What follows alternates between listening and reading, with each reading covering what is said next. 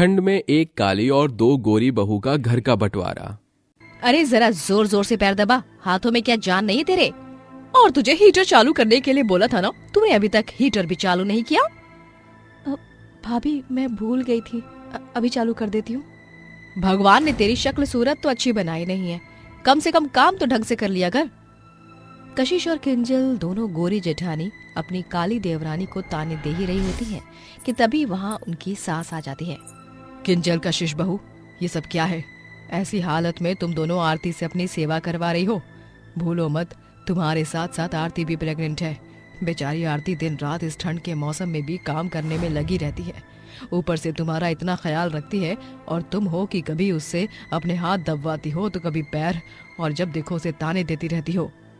तो जिसके लायक होता है जो, उसके साथ ऐसे ही करना चाहिए। भूलिए मत, ये घर मेरे और कशिश के पति के पैसों से चलता है। हम दोनों के ही पति दिन रात ऑफिस में मेहनत करके इस घर का खर्च चलाते हैं। इस काली कलूटन के पति के पैसों से तो ढंग से राशन भी नहीं आ सकता, और आपकी दवाइयाँ भी तो हमारे पतियों के पैसों से आती हैं। अपनी दोनों गोरी बहू की बातें सुन अमरावती की आंखों में आंसू आ जाते हैं, और वो वहाँ से बिना कुछ कहे चुपचाप चली जाती है। आरती के काले रंग की वजह से उसकी दोनों गोरी जेठानियां उसे हमेशा ताने देती और ठंड के मौसम में उससे नौकरानी की तरह घर के सारे काम करवाती और खुद सारा दिन हीटर के सामने बैठकर आराम करती। ऐसे ही समय गुजरता रहता है, और एक दिन सुबह से काम कर करके थक चुकी हूँ, ऊपर से कुछ खाया भी नहीं है। एक काम करती हूँ, कुछ खा लेती हूँ।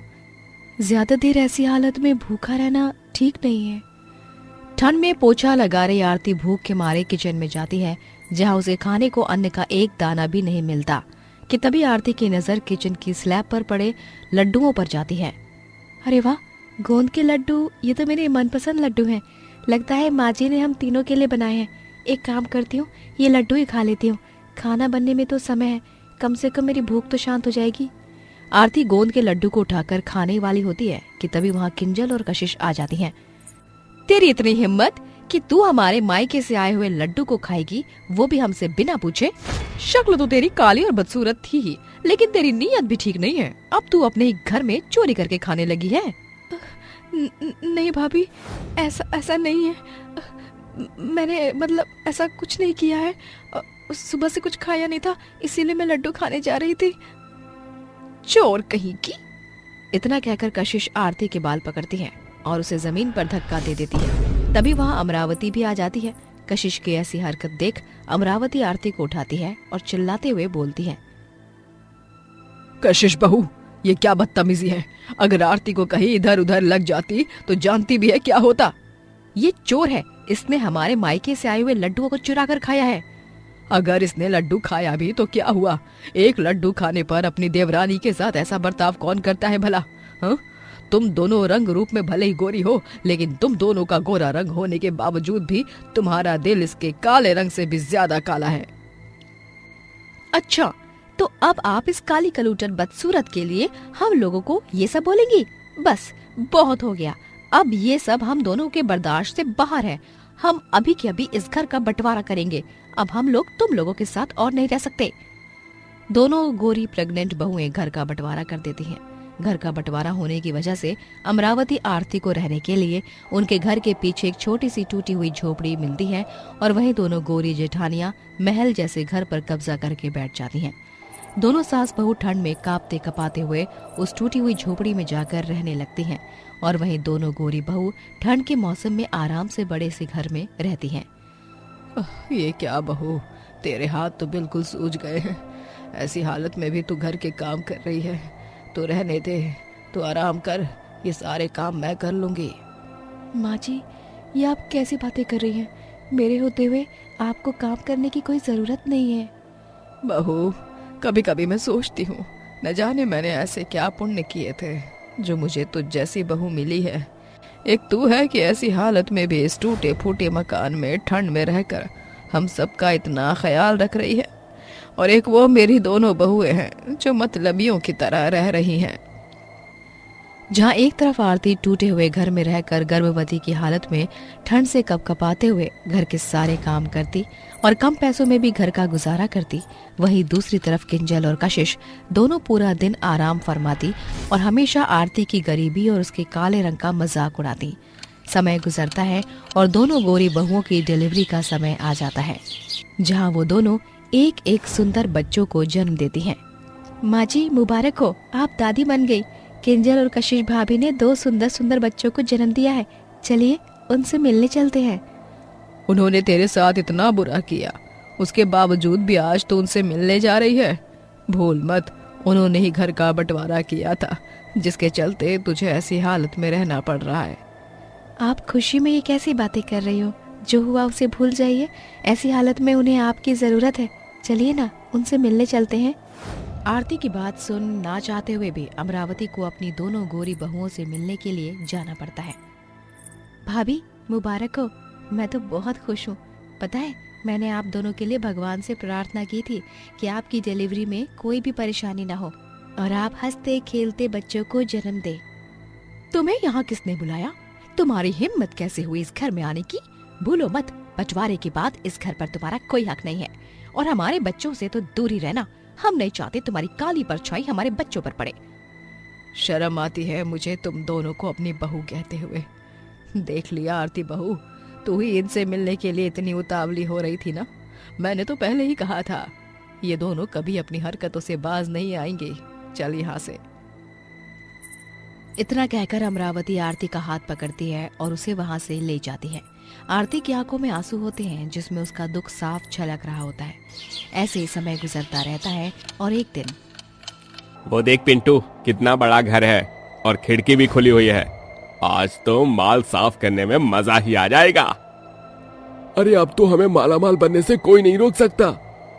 रात के अंधेरे का फायदा उठाकर पिंटू और बिरजू नाम के 2 चोर खिड़की से कशिश और किंजल के कमरे में आ जाते हैं और सामने रखी तिजोरी को खोलने लगते हैं कि तभी तिजोरी खोलने की आवाज से कशिश और किंजल जाग जाती हैं और चोर को देखकर चिल्लाने लगती हैं। चोर चोर, कोई बचाओ हमें। अरे क्या हुआ? कोई है? हमें बचाओ, हमारे घर में चोर घुस आए हैं, मदद करो हमारी। ए, तुम दोनों अपना मुंह बंद कर रही हो या ये रामपुरी चाकू तुम्हारे पीठ में घुसा दूं। पिंटू और बिरजू पालने से कशिश और किंजल दोनों के बच्चों को उठा लेते हैं और उनके गले पर चाकू रख देते हैं। तुम दोनों में से किसी ने भी आवाज की तो मैं तुम दोनों के बच्चों को मार दूंगा। नहीं, हमारे बच्चों को कुछ मत करना। तुम्हें जो चाहिए ले जाओ, लेकिन हमारे बच्चों को छोड़ दो। चिंटू और बिरजू घर में चोरी करने लग जाते हैं। वहीं किंजल और कशिश की चिल्लाने की आवाज सुन आरती चुपके से घर के अंदर आती है और दोनों चोरों को देख लेती है, जिसे देख आरती जल्दी से किचन में जाती है और बड़ा सा डंडा उठाकर चुपके से उन दोनों चोरों के सर पर मार मार कर उन्हें बेहोश कर देती है और दोनों बच्चों को बचा लेती है। वहीं पीछे से ब्रजेश भी पुलिस लेकर आता है और उन दोनों चोरों को गिरफ्तार करवा देता है। इनकी बहादुरी की वजह से आप दोनों के बच्चे सही सलामत हैं। आप दोनों नहीं जानती ये चोर कितने खतरनाक हैं। जिस देवरानी का आज तक तुम दोनों ने काले रंग का मजाक उड़ाया, बंटवारा करके इसने इतनी कठिन जिंदगी दी, आज उसकी वजह से ही तुम दोनों और तुम दोनों के बच्चों की सलामत है। उसने बिना अपना और अपने बच्चों का सोचे तुम दोनों की जान बचाई। आरती हमें माफ कर दो। माँ जी बिल्कुल ठीक कह रही है, हमने जो किया वो बहुत गलत किया। हमें माफ कर दो, हमें हमारी गलती का एहसास हो गया है, प्लीज वापस आ जाओ। दोनों जेठानियों को अपनी गलती का एहसास होता देख आरती उन दोनों के पास जाती है और उनके आंसू साफ करती है, जिसके बाद अब सभी लोग वापस एक साथ मिलजुल कर रहते हैं। कुछ दिनों में आरती भी एक सुंदर से बेटे को जन्म देती है, जिसके बाद किंजल और कशिश आरती के बच्चे को बिल्कुल अपने बच्चों की तरह प्यार करते हैं और पूरा परिवार खुशी खुशी रहता है। ठंड में अंडा पराठा बेचने वाली के घर नई रजाई। मम्मी मम्मी, खुशबू तो बहुत अच्छी आ रही है। अब जल्दी से दो ना, मेरे पेट में चूहे कूद रहे हैं। नहीं मम्मी, पहले मुझे दो, मेरे पेट में तो चूहे की कबड्डी भी शुरू हो गई है। अरे अरे बस बस, दोनों को ही मिलेगा, ऐसे लड़ो मत। ये लो तुम दोनों का मनपसंद नाश्ता, अंडा पराठा। अब जल्दी से इसे खा लो, अगर ठंडा हो गया तो अच्छा नहीं लगेगा। क्या बन रहा है भाई? खुशबू तो बढ़िया आ रही है। अरे वाह, आज नाश्ते में सुबह सुबह अंडा और पराठा। आज तो नाश्ता करने में मजा ही आ जाएगा। निर्मला के हाथ का अंडा पराठा परिवार में सबको बहुत पसंद था। आज तो मजा ही आ गया तुम्हारे हाथ का अंडा पराठा खाकर। चलो चलो अब मैं जाता हूँ, शाम को मिलते हैं। इतना कहकर रोशन अपनी गाय भूरी का दूध निकालता है और साइकिल पर गांव भर में दूध बेचने के लिए निकल जाता है। रोशन के पास एक गाय और 2 मुर्गियां थी। अपनी गाय का दूध बेचकर रोशन अपने घर का खर्चा चलाता था। ऐसे ही समय गुजरता रहता है और धीरे धीरे ठंड का मौसम शुरू हो जाता है। ए भूरी, अरे क्या हुआ तुझे आज? तू दूध क्यों नहीं दे रही है? क्या हुआ जी? ये भूरी से क्या बातें कर रहे हो? निर्मला, देखो ना भूरी दूध नहीं दे रही है। अगर दूध नहीं देगी तो मैं लोगों को क्या बेचूंगा? लगता है भूरी की तबीयत खराब है, कमजोर सी लग रही है। लगता है ठंड की वजह से इसकी ऐसी हालत है। एक काम करिए, इसे बोरा उठा दीजिए, थोड़ी शरीर में गर्माहट आएगी तो क्या पता दूध देना शुरू कर दे। निर्मला के कहे मुताबिक रोशन भूरी को बोरा उड़ा देता है और साथ ही साथ उसके लिए दवाई भी ले आता है। लेकिन बढ़ती ठंड की वजह से भूरी की तबीयत भी दिन प्रतिदिन खराब होने लगती है और एक दिन हे भगवान, ये तूने क्या किया? मेरे पास मेरी रोजी रोटी का एक ही सहारा था, वो भी तूने मुझसे छीन लिया। अरे मेरी भूरी। भगवान के लिए रोइए मत, धीरे धीरे हम कुछ न कुछ इंतजाम कर लेंगे। अपनी इकलौती गाय की मौत की वजह से रोशन और उसका पूरा परिवार सदमे में होता है। इसी के साथ भूरी के जाने की वजह से रोशन का काम भी बंद हो जाता है, जिससे धीरे धीरे घर में तंगी शुरू हो जाती है और साथ ही साथ ठंड का कहर भी पूरे परिवार पर बरसता है। मम्मी मम्मी, बहुत ठंड लग रही है, स्वेटर दे दो ना। एक काम कर निर्मला, आज तू बच्चों के गर्म कपड़े और रजाई निकाल दे।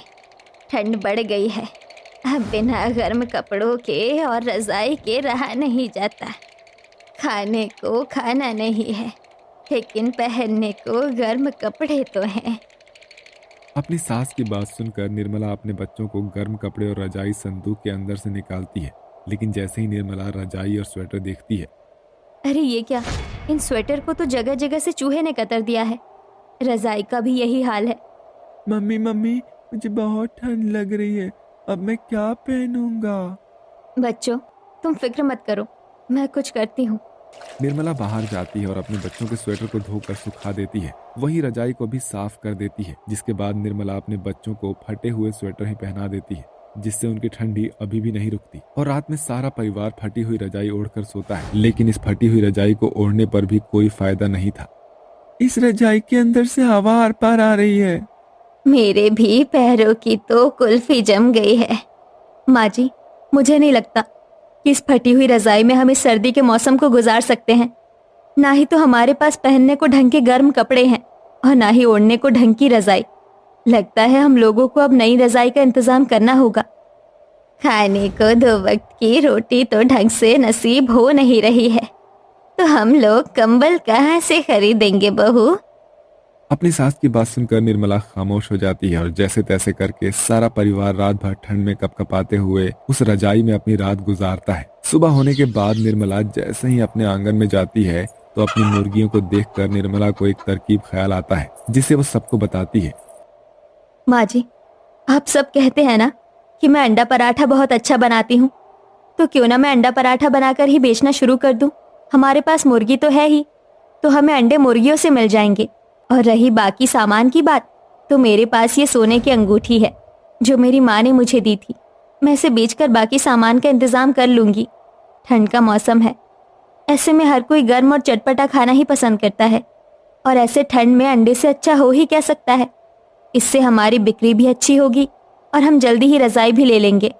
बहू, तेरी तरकीब तो अच्छी है, मैं भी तेरे साथ तेरा अंडा पराठा बनवाने में मदद करूंगी।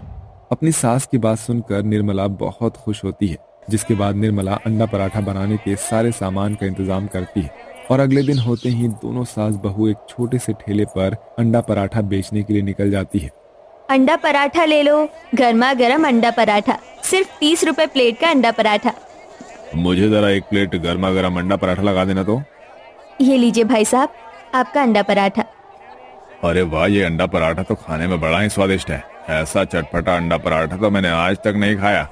एक काम करो, मेरे लिए एक और पराठा लगा दो। कस्टमर को अपना अंडा पराठे की तारीफ करता देख निर्मला और अंबाला दोनों ही बहुत खुश होती हैं। निर्मला काफी अच्छा अंडा पराठा बनाती थी, जिसके चलते धीरे धीरे निर्मला के अंडे पराठे के ठेले पर कस्टमर्स की भीड़ लगने लगती है। दो मुझे भी अंडों का आमलेट और पराठा देना। मुझे भी एक अंडा पराठा और गिलास गरम गरम चाय देना।